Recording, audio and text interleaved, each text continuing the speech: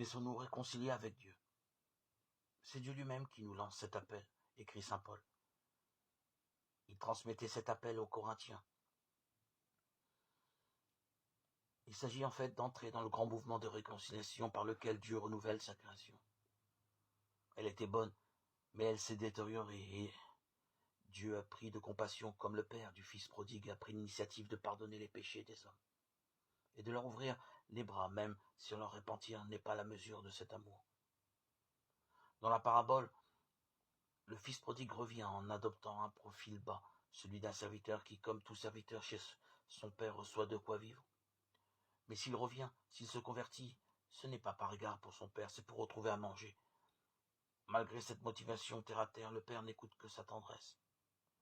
Sans même demander des excuses, il accueille son Fils, comme tel, avec magnificence.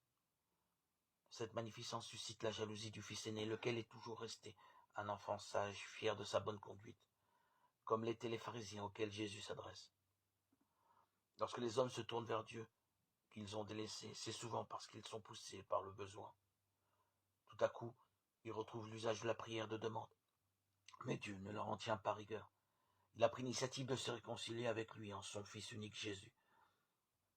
Celui-ci a été identifié au péché des hommes. C'est en lui que nous devenons justes de la justice même de Dieu, sans aucun mérite de notre part. Après avoir créé le monde, Dieu le recrée à un niveau supérieur.